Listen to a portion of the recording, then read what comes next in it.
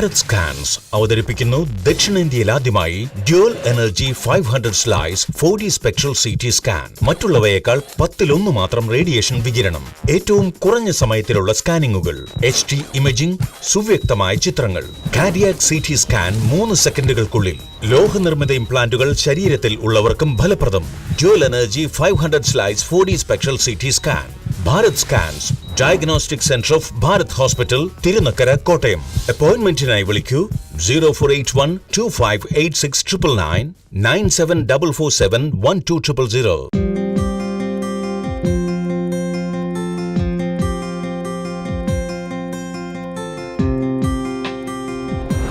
ഒരു വശം തളർന്നു പോവുക, അല്ലെങ്കിൽ ബോധം കെട്ടു പോവുക, കാലുകളും കൈക്കും ഒരു വശം മരപ്പ് വരിക, അല്ലെങ്കിൽ കഴുത്തിന് താഴോട്ട് തളർന്നു പോവുക എന്നിവയാണ് പല ലക്ഷണങ്ങൾ. അല്ല, എങ്ങനെയാണ് സ്ട്രോക്ക് ഉണ്ടാകുന്നത്? അതിൻ്റെ പ്രധാന കാരണവും സ്ട്രോക്ക് ലക്ഷണങ്ങൾ പ്രകടമാകും. സ്ട്രോക്കിന് ലക്ഷണങ്ങൾ പലതാണ്. സ്ട്രോക്ക് തലച്ചോറിൻ്റെ ഏത് ഭാഗത്ത് വരുന്നതും ആശ്രയിച്ചിരിക്കും ലക്ഷണങ്ങൾ ഉണ്ടാകുക. ഹെമറേജിൽ സാധാരണ അതിശക്തമായ തലവേദനയും ഛർദ്ദിലും ഒരു പ്രധാന ലക്ഷണമാണ്. അതിനുശേഷം കാലിനും കൈക്കും മരപ്പും പെരുപ്പും ബലക്കുറവും ഒക്കെ സംഭവിക്കാം.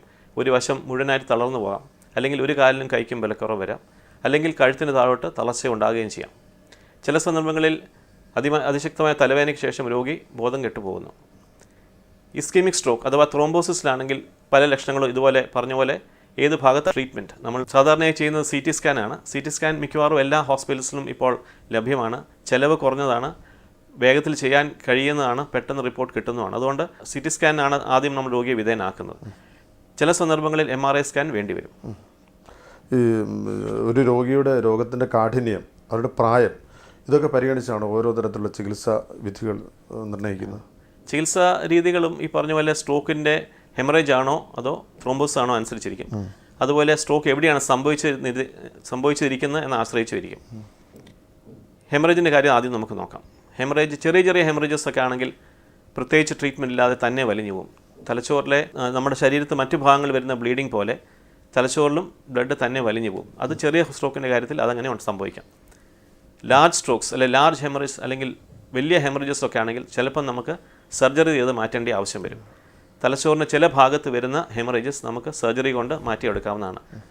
പ്രത്യേകിച്ചും സെറിബെല്ലം എന്ന് പറഞ്ഞ ഭാഗത്ത് വരുന്ന ഹെമറേജ്, അതുപോലെ തലയോട്ടയോട് ചേർന്നുള്ള തലച്ചോറിൻ്റെ ഭാഗത്ത് വരുന്നുള്ള ഹെമറേജ്, ഇതൊക്കെ സർജറി കൊണ്ട് നീക്കം ചെയ്യാവുന്നതാണ്. ഇനിയും നമുക്ക് മറ്റേ സ്ട്രോക്ക് എടുക്കാം, ഇസ്കീമിക് സ്ട്രോക്ക്. അതിൻ്റെ ട്രീറ്റ്മെൻറ്റും ഈ പറഞ്ഞ പോലെ അതിൻ്റെ സിവിയറിറ്റി അനുസരിച്ചിരിക്കും, ഇത് കാഠിന്യം അനുസരിച്ചിരിക്കും, അത് എവിടെയാണ് ഏത് ഭാഗത്താണ് സംഭവിച്ചതെന്ന് ആശ്രയിച്ചിരിക്കും. ചെറിയ സ്ട്രോക്സ് രക്തവലിക്കാനുള്ള ഗുളികകൾ കൊണ്ടും ഇഞ്ചക്ഷൻസ് കൊണ്ടും മാറ്റാവുന്നതാണ്.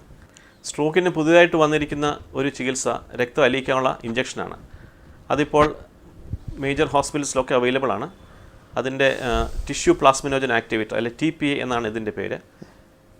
ഇതിന് 2 പരിമിതികളുണ്ട്. ഒന്ന്, ഇതിൻ്റെ ചിലവ് കൂടുതലാണ്, ഏകദേശം 50,000 രൂപ അടുപ്പിച്ച് വരും ഇതിൻ്റെ ചിലവ്.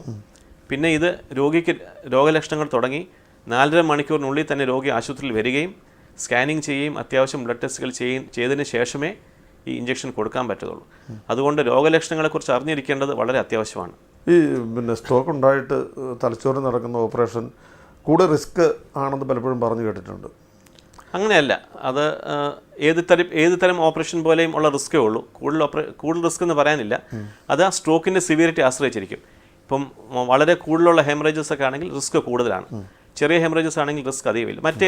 മറ്റേത് സർജറി പോലെ തന്നെ ഉള്ള റിസ്ക് മാത്രമേ ഉള്ളൂ ഇതിന്. സ്ട്രോക്ക് എന്ന രോഗാവസ്ഥയെക്കുറിച്ച് ഇനി ഒത്തിരി കാര്യങ്ങൾ നമുക്ക് അറിയാനുണ്ട്. ഒരു ഇടവേളയ്ക്ക് ശേഷം കേൾക്കാം.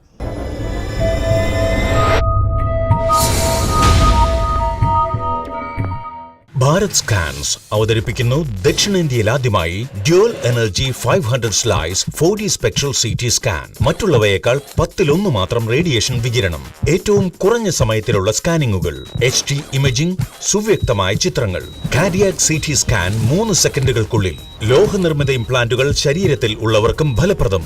Dual energy 500 slice 4D spectral CT scan. Bharat scans, diagnostic centre of Bharat hospital, Tirunakkara, Kottayam.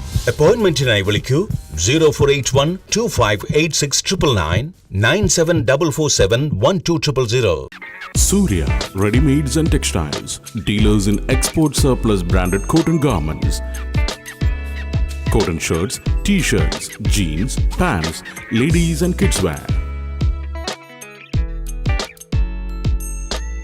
Surya Ready-Mades and Textiles near BSNL, Tirunagara, Temple Road, Kottayam.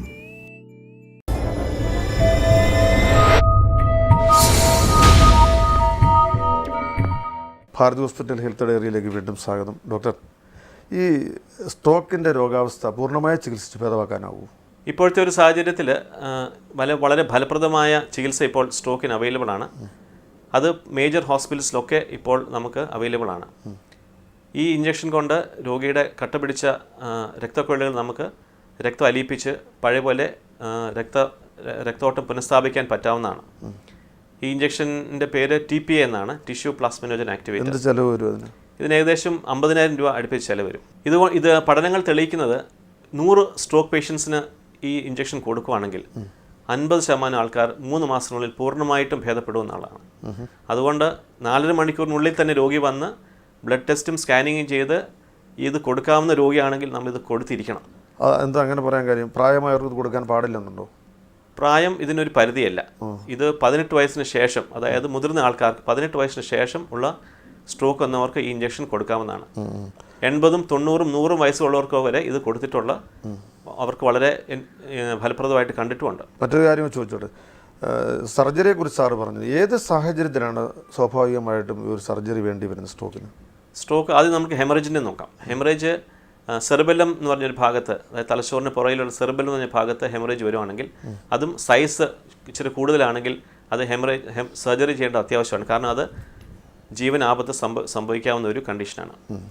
അതുപോലെ തലച്ചോറിനും തലയോട്ടിക്ക് ഇടയ്ക്കുള്ള ഭാഗത്ത്, അതായത് തലയോട്ടിയോട് ചേർന്നുള്ള ഭാഗത്ത് ഹെമറേജ് വരുവാണെങ്കിൽ ആ ഹെമറേജും സർജറി ചെയ്യുന്നത് മാറ്റാവുന്നതാണ്. പക്ഷേ ഒട്ടുമിക്ക ഹെമറേജസുകളും നമുക്ക് സർജറി ചെയ്യാൻ പറ്റുകയില്ല. കാരണം ഡീപ്പ് ഹെമറേജസ് ആയിരിക്കും. അത് നമുക്ക് പേഷ്യൻറ്റിനെ ICUവിൽ കിടത്തി തലച്ചോറിലെ പ്രഷർ കുറയ്ക്കാനും ബ്ലഡ് പ്രഷറും കുറച്ച് സപ്പോർട്ടീവ് കെയറും നഴ്സിംഗ് കെയറും കൊടുത്ത് ചികിത്സിക്കാൻ പറ്റും. ഇതിനകത്ത് ഇതുപോലെ ഓപ്പറേഷൻ ചെയ്യാൻ പറ്റാത്ത സ്ട്രോക്കുകൾ പല രോഗികളും പൂർണ്ണമായിട്ടും റിക്കവർ ചെയ്തില്ലെങ്കിലും ഒരു 70 മുതൽ 80% വരെ അവർക്ക് പഴയ പോലുള്ള കാര്യങ്ങൾ ചെയ്യാൻ സാധിക്കും. ഒരു ആശുപത്രി ട്രീറ്റ്മെൻറ്റിന് ശേഷം ഒരു സ്ട്രോക്ക് രോഗിക്ക് വീട്ടിലെത്തിയതിനു ശേഷം ഈ ഫിസിയോതെറാപ്പിക്ക് ഏറെ പ്രാധാന്യമുള്ളതായിട്ട്. ഫിസിയോതെറാപ്പി സ്ട്രോക്ക് ട്രീറ്റ്മെൻറ്റ് ഒരു പ്രധാന ഘടകമാണ്. കാരണം സ്ട്രോക്കിൻ്റെ ഇമ്പ്രൂവ്മെൻറ്റ് വരുന്നത് ആദ്യത്തെ ഒരു 3 മാസത്തിലാണ് മാക്സിമം ഇമ്പ്രൂവ്മെൻറ്റ് വരുന്നത്. അതും ആദ്യത്തെ ഒരു 4 ആഴ്ചയിൽ. ഈ സമയത്ത് ഫിസിയോതെറാപ്പി ചെയ്യേണ്ടത് വളരെ അത്യാവശ്യമാണ്. ഫിസിയോതെറാപ്പിയിൽ കൂടി ബലക്കുറവ് വന്ന ഭാഗം നമ്മൾ ബലം വീണ്ടെടുക്കാൻ സഹായിക്കുന്നു. അതുപോലെ തന്നെ മസിൽ സ്റ്റിഫ്നെസ്സും ജോയിൻറ്റ് സ്റ്റിഫ്നെസ്സും, പേശികളിലും സന്ധികളിലും ഉണ്ടാകുന്ന വലിവ് നമ്മൾ കുറയ്ക്കുന്നു. അതുകൂടാതെ ഫിസിയോതെറാപ്പിയിൽ കൂടി തലച്ചോറിന് ക്ഷതമേൽക്കാത്ത ഭാഗത്തെ കൂടി നമ്മൾ പേഷ്യൻ്റ് റിക്കവറിയിൽ ഇൻവോൾവ് ചെയ്യുകയാണ്. അതിനെ നമ്മൾ തലച്ചോറിൻ്റെ ക്ഷതമേൽക്കാത്ത ഭാഗങ്ങൾ ഈ സ്ട്രോക്ക് റിക്കവറിയിൽ സ്റ്റിമുലേറ്റ് ചെയ്ത് രോഗിയെ പഴയ സ്ഥിതിയിൽ എത്തിക്കാൻ സഹായിക്കുന്നു. ഇതൊക്കെ കഴിഞ്ഞാൽ ഇപ്പോൾ ഒരു സ്ട്രോക്കിൻ്റെ ചികിത്സ കഴിഞ്ഞ് ഫിസിയോതെറാപ്പി നടത്തിക്കൊണ്ടിരുന്ന ഒരാൾ, അല്ലെങ്കിൽ കുറച്ചു കാലം സുഖമായിട്ട് ജീവിക്കുന്ന ആളുണ്ട്, വീണ്ടും ഒരിക്കൽ കൂടി ഇത് ആവർത്തിക്കപ്പെടാനുള്ള സാധ്യതയുണ്ടോ? രണ്ടാമതൊരിക്കൽ കൂടി സ്ട്രോക്കിൻ്റെ ആക്രമണം?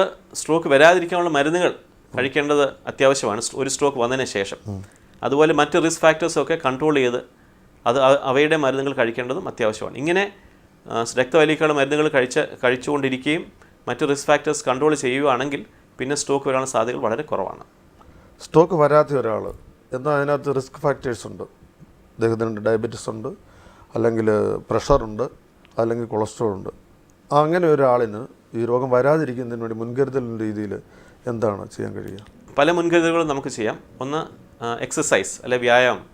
ആഴ്ചയിൽ 5 ദിവസമെങ്കിലും വ്യായാമം ചെയ്യുക. ഏകദേശം 40 മുതൽ 45 മിനിറ്റ് വരെ വ്യായാമം ചെയ്യുന്നത് വളരെ ഫലപ്രദമായിട്ട് കണ്ടിട്ടുണ്ട്.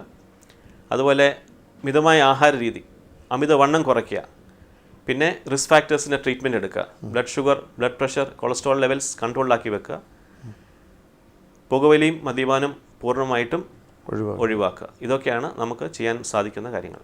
സാർ, വിദേശ രാജ്യങ്ങളിലൊക്കെ ആസ്പിരിൻ ഗുളികൾ ഇപ്പോൾ നമ്മളോട് കൊടുക്കുന്ന മുമ്പ് സാർ സൂചിപ്പിച്ച പോലെ രക്തത്തിലെ കട്ടകളെ അലിയിപ്പിച്ച് കഴിയാൻ പ്രാപ്തിയുള്ള ആസ്പിരിൻ ഗുളികൾ കൊടുക്കും, പതിവായിട്ട് കഴിക്കുന്നവർ ഉണ്ട് എന്ന് പറയപ്പെടുന്നു.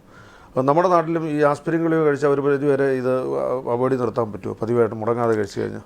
ആസ്പിരിൻ ഗുളിക സാധാരണ നമ്മൾ കൊടുക്കുന്നത് റിസ്ക് ഫാക്ടേഴ്സ് ഉള്ളവർക്കാണ്. റിസ്ക് ഫാക്ടേഴ്സ് ഇല്ലാത്തവർക്ക് സാധാരണ നമ്മൾ കൊടുക്കാറില്ല. അതിൻ്റെ ആവശ്യം നമുക്ക് വരുന്നില്ല.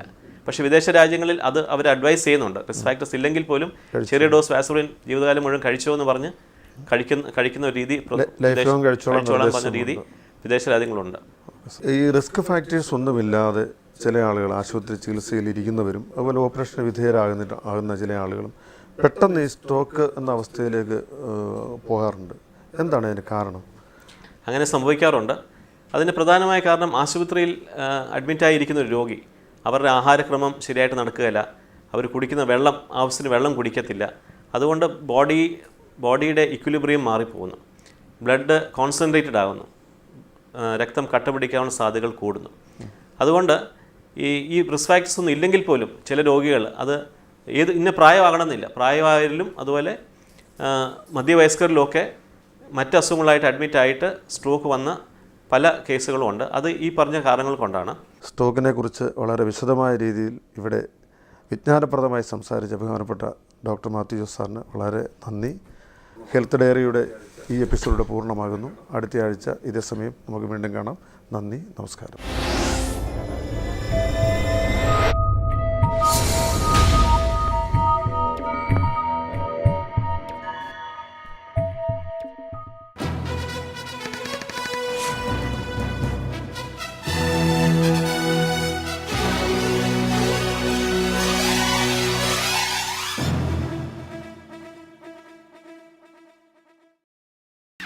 Surya Ready-Mades and Textiles, dealers in export surplus branded cotton garments, cotton shirts, t-shirts, jeans, pants, ladies and kids wear. Surya Ready-Mades and Textiles, near BSNL, Tirunagara, Temple Road, Kottayam. Bharat scans അവതരിപ്പിക്കുന്നു ദക്ഷിണേന്ത്യയിൽ ആദ്യമായി dual energy 500 slice 4D spectral CT scan. മറ്റുള്ളവയേക്കാൾ 10 മാത്രം radiation വികിരണം, ഏറ്റവും കുറഞ്ഞ സമയത്തിലുള്ള സ്കാനിങ്ങുകൾ, HD imaging, സുവ്യക്തമായ ചിത്രങ്ങൾ, കാർഡിയാക് CT സ്കാൻ 3 സെക്കൻഡുകൾക്കുള്ളിൽ, ലോഹനിർമ്മിത ഇംപ്ലാന്റുകൾ ശരീരത്തിൽ ഉള്ളവർക്കും ഫലപ്രദം. Dual energy 500 slice 4D spectral CT scan. Bharat scans diagnostic centre of Bharat hospital, Tirunakkara, Kottayam. അപ്പോയിന്റ്മെന്റിനായി വിളിക്കൂ 0481 2586 999 9744712000.